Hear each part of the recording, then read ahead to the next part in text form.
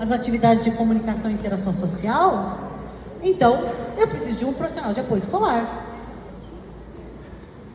Se eu percebo que não precisa. Então, ele atua nas atividades escolares nas quais se fizerem necessárias, excluídas as técnicas ou procedimentos identificados com profissões legalmente estabelecidas, tipo enfermagem, né?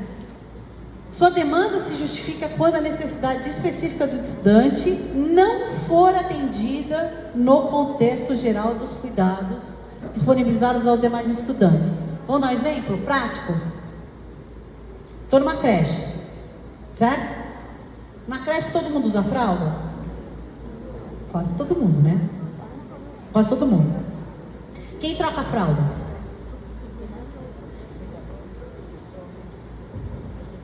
Quem troca a fralda da criança com autismo que precisa de fralda? Cuidador. A mesma pessoa. Por quê? Nessa etapa de ensino, trocar fralda faz parte do nosso fazer, que é diferente do ensino médio. Se um jovem no ensino médio precisa usar fralda, quem faz a troca de fralda? O profissional de apoio escolar. Por quê? Porque não é o professor que vai trocar a fralda dele, porque o professor não troca a fralda de ninguém, ou não leva ninguém ao banheiro. Dá para entender essa diferença? Então, a educação especial é sempre do geral para o específico. Eu oferto o que é geral para todo mundo e eu vou especificando na medida em que a necessidade se faz presente, né? Então, quando não for atendida no geral, então eu preciso de alguém. A gente sempre fala que a alimentação escolar é um ato pedagógico, não é? Na creche, a alimentação é mais, vamos dizer, apoiada, né? E a gente vai tirando esse apoio ao longo da escolarização, até que as crianças se alimentam, né, sozinhas no recreio. Bom, mas quando essa criança precisa de apoio, tem uma demanda por apoio na alimentação, eu preciso, se não faz parte da etapa, eu preciso disponibilizar uma profissional de apoio, né? O apoio, ele ocorre conforme as especificidades relacionadas à condição de funcionalidade e não condição de deficiência. Gente, isso é muito importante. Isso está escrito no parecer 50, tá? Que foi aprovado pelo CNE e que tem que ser a base das nossas políticas municipais. Tá. Bom, o que é condição de funcionalidade? Quando a gente fala que a deficiência é uma questão relacional, eu tenho algumas coisas que são da característica do corpo daquela pessoa, certo? E não é igual para nenhuma pessoa é igual. Então eu falo que isso são especificidades relacionadas à funcionalidade. Então, a gente tira o protagonismo do laudo. Vou falar de uma outra forma. Isso não quer dizer que o laudo não seja direito. O laudo é direito.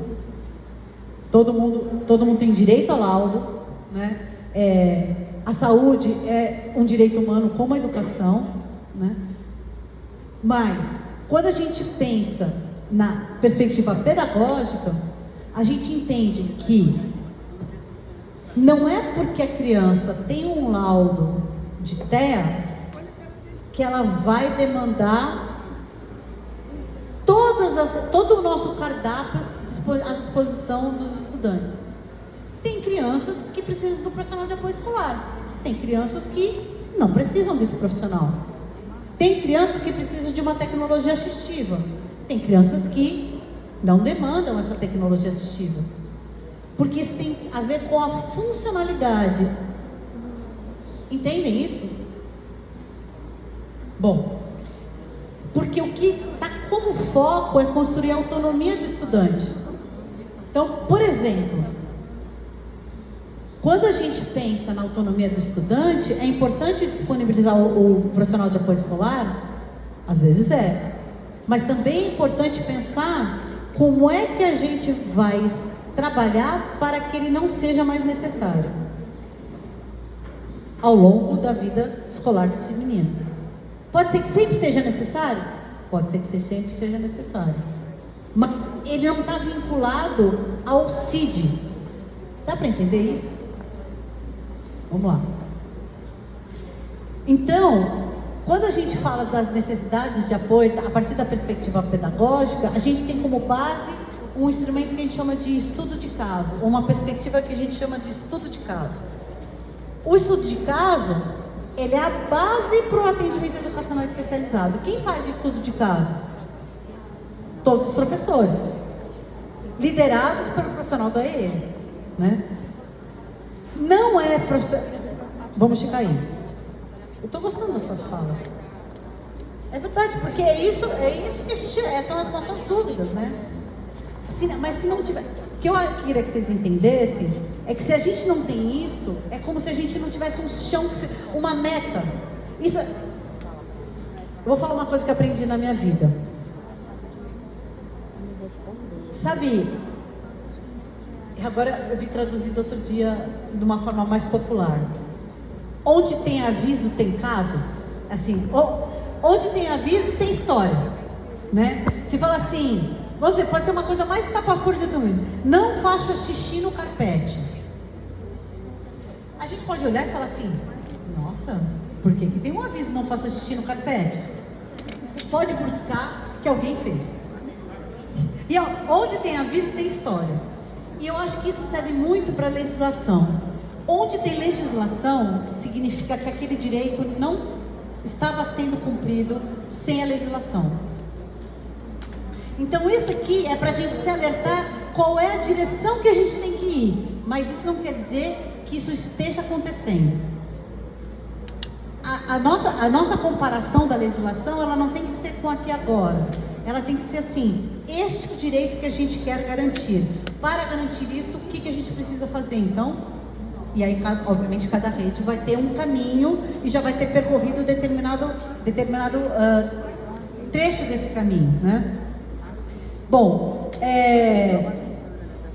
com vistas então a fazer um estudo de caso, retirada desse profissional, não é atribuição do profissional de apoio desenvolver atividades educacionais. Não adianta a gente achar que a gente está fazendo uma educação de qualidade para todas as pessoas, que seja inclusiva e equitativa, se a gente delega ao profissional de apoio que fique grudado naquele estudante e que dê atividades para ele separado, enquanto a professora toca a aula com a turma. Entendem? Eu não sei se isso acontece aqui no Amapá, mas acontece pelo Brasil afora. Então, muitas vezes, o clamor da gente, enquanto professora, que tem uma turma, né, vamos dizer, de primeiro ano, é que venha um profissional que fique com aquela criança enquanto eu dou minha aula. Isso não é educação numa perspectiva inclusiva. O professor sozinho tampouco vai conseguir, o professor sozinho tampouco vão conseguir fazer uma educação inclusiva, porque isso depende do professor, da gestão, do profissional de AE e da gestão central, né? Então, a ideia, né, de uma perspectiva inclusiva, né, aonde a gente quer chegar? A gente quer chegar que o profissional de apoio escolar, ele apoie naquelas atividades que eu falei, alimentação, higiene, né, comunicação, mas não que substitua o professor, porque senão eu vou transformar aquele atendimento num atendimento como se ele tivesse uma sala especial, porque aquele profissional é só para ele, aquelas atividades são só para ele e são absolutamente desvinculadas da BNCC e do currículo que ele deveria ter, que ele tem direito, né, que deveria ter acesso. Bom, o que cabe ao professor regente? planejar, adaptar, implementar estratégias pedagógicas. Não é adaptar currículo, é adaptar estratégias pedagógicas, né? Que atendam às necessidades de toda a turma. Ah, mas então agora eu vou ter que dar conta de toda a diversidade humana que está matriculada na minha turma, né? Porque isso chama direito à educação. Garantir acessibilidade curricular e metodológica, comunicação alternativa quando isso for necessário, o ambiente acolhedor e respeitoso, e ser apoiado pelo professor de AE, né? E pela equipe pedagógica. Não se faz educação inclusiva batendo no peito e falando assim, eu sou um professor inclusivo. Isso não existe. A escola toda tem que estar nesse movimento e a rede toda tem que estar nesse movimento. No parecer 50, tem algumas sugestões para o professor regente. De novo, eu convido vocês a lerem, né? Mobilizar o estudante para a participação, ou seja, apostar em todo mundo. Orientar o profissional de apoio, ou seja, é o professor que é o líder da sala. Ele que tem que orientar o profissional de apoio, quando é necessário, se é necessário, quanto à sua atuação. Ele não tem que delegar o pedagógico para esse profissional, né? Reunir-se periodicamente e trabalhar de modo articulado com o professor de AE. Outras sugestões, né? Organizar estratégias, metodologias e recursos que estão de acordo com a singularidade dos estudantes, sem perder de vista a história coletiva daquela turma, né? Quanto mais eu consigo organizar a minha sala de aula com todos os estudantes, sem nenhuma exceção, sem deixar ninguém para trás, ninguém de fora, mais os estudantes também vão me ajudar a dar conta daquela diversidade que eu tenho em sala de aula, né? Então,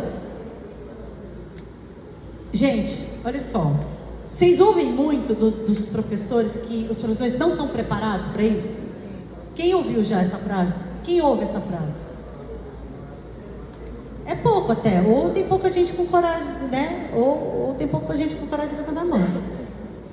Mas olha só, a política é de 2008. 2008. 17 anos. O Programa Educação Inclusiva Direito à Diversidade datava de 2003. Mais de 20 anos. Quando é que a gente vai estar preparado? Quanto tempo a gente vai ter ainda de preparo? É outra coisa que aprendi na vida. O tempo não faz a gente ficar preparado. Passar o tempo não adianta nada para a nossa preparação. O que a gente precisa é entender que esses alunos que não eram da escola, que não faziam parte do cotidiano da escola, agora fazem. E a gente precisa pensar em estratégias de como dar conta de toda essa diversidade. E não sozinhos, sempre coletivamente. Daí o papel importante dos gestores, né? O estudo de caso. Lá no Parecer 50, tem como é que faz o estudo de caso? Lembrando que o Parecer 50 é específico para os estudantes com TEA.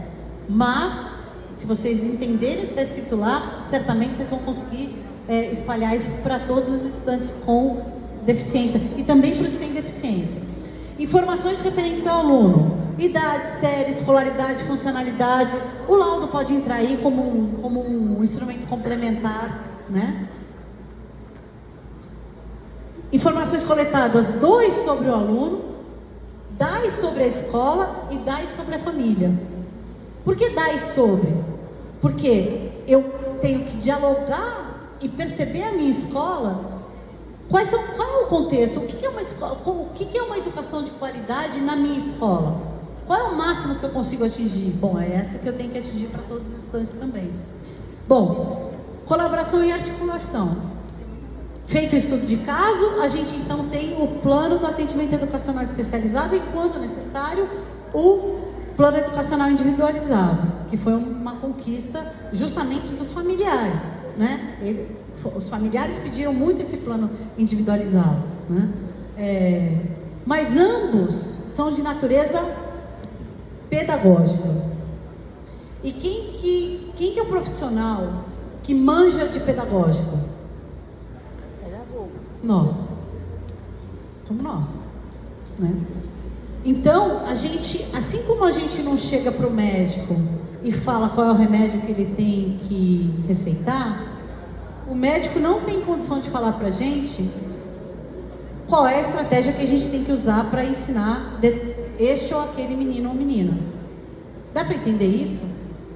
Esperar que o laudo ou que o médico nos dê caminhos pedagógicos é a mesma coisa que esperar da gente que a gente consiga, ao atender uma criança na escola, prescrever uma medicação. Entendem? Então, a deshierarquização de saúde e educação, ela é muito importante para a gente dar conta de entender as mudanças do atendimento educacional especializado. Então, muitos municípios, e aí sempre, né, gente? A gente sabe que municípios e estados têm autonomia. Autonomia não é independência, mas tem autonomia. Mas o Pacto Federativo justamente requer do Ministério da Educação que estabeleça diretrizes, né, e que faça essa governança, né, nacional, federativa, né, nessas ações. Então, quando a gente pensa nisso, a gente pensa assim, queria que vocês levassem isso como reflexão. Muitos municípios têm investido na organização de centros ou núcleos de atendimento educacional especializado. É interessante? Às vezes é. Às vezes é a saída que é viável? Pode ser. Mas a potência que um centro ou um núcleo tem de mudar as relações escolares para transformar cada uma das nossas escolas em lugares de fato que desenvolvem estratégias pedagógicas inclusivas, ela é muito menor do que se eu tivesse uma sala de recursos em cada escola, ou se eu tivesse pelo menos um professor de AE em cada escola. O PDD antigamente, ele tinha como contrapartida dos municípios ter um espaço, mas a gente entendeu que esse espaço às vezes é muito difícil, às vezes são escolas muito pequenas, não tem uma sala sobrando, não adianta eu querer fazer um espaço, porque não tem espaço. Então o que a gente fez? Tirou isso de contrapartida. E hoje a gente vocês só precisam ter um profissional de atendimento educacional especializado para se responsabilizar pelo atendimento. Gente, tendo professor e tendo aluno, a gente faz educação em qualquer lugar. Claro, a gente prefere fazer em lugares melhores. Mas o que é importante é ter professor e aluno. O resto a gente inclusive vai atrás, né? Então, em vez de núcleos que a educação banque com dinheiro da educação, que tenha profissionais, vamos dizer, afetos à saúde, a gente tem indicado ou tem induzido a se refletir sobre possibilidades de articulação intersetorial.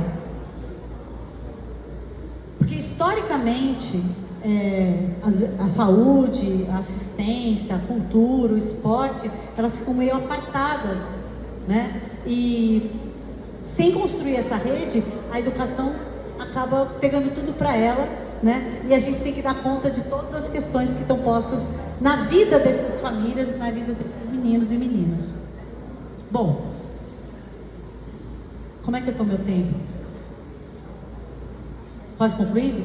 Eu vou pular o plano de atendimento educacional especializado, porque de fato isso tem no parecer 50. Queria passar, diante disso que falei, né, e a provocação do que foi essa palestra, que a gestão municipal, seria muito importante que a gestão municipal organizasse, elaborasse protocolos e fluxos para o estudo de caso, que isso fosse centralizado nas redes, para que as escolas não precisassem criar esse fluxo. Promover a organização de estratégias escolares que quebrem barreiras tanto nos PPPs como no currículo escolar. Então, às vezes a gente vê, por conta da demanda mesmo, que as formações continuadas, elas são formações continuadas tem como recorte os impedimentos. Então, eu quero formação continuada em autismo, eu quero formação continuada em cegueira, eu quero formação continuada em surdez, eu quero formação continuada em deficiência intelectual. E a gente esquece de pedir que a gente, na verdade, a gente precisa de formação continuada para reforçar para ampliar nosso repertório de estratégias pedagógicas, de modo a quebrar as barreiras.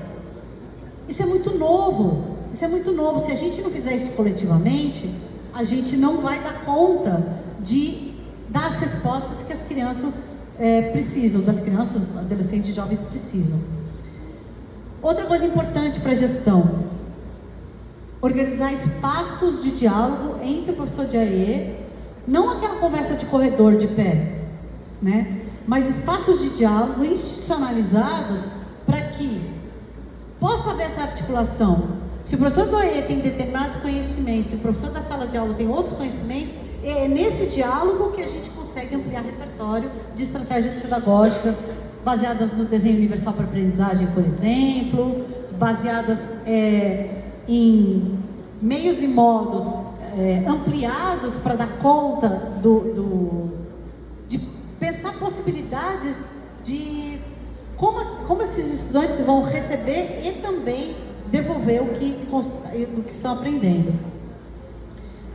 Promover formações continuadas, já falei, né? Diferentes estratégias didáticas para os diferentes contextos. É muito interessante, tem dado muito certo no Brasil, quando os horários coletivos de trabalho, eles viram esses momentos de formação. Porque aí eu estou pensando na minha escola, naquele contexto, e não em outro contexto. Naquele contexto. Organizar a rede de proteção social, né? Essa ideia de ações, de fluxo de ações intersetoriais, né? Também isso tem dado muito certo. Qual é o BS que atende aquela escola? Qual é o CRAS que atende aquela escola? Como é que a gente mobiliza esses atores, né? Promoção de busca ativa, que eu sei que vocês já fazem bastante aqui no Amapá.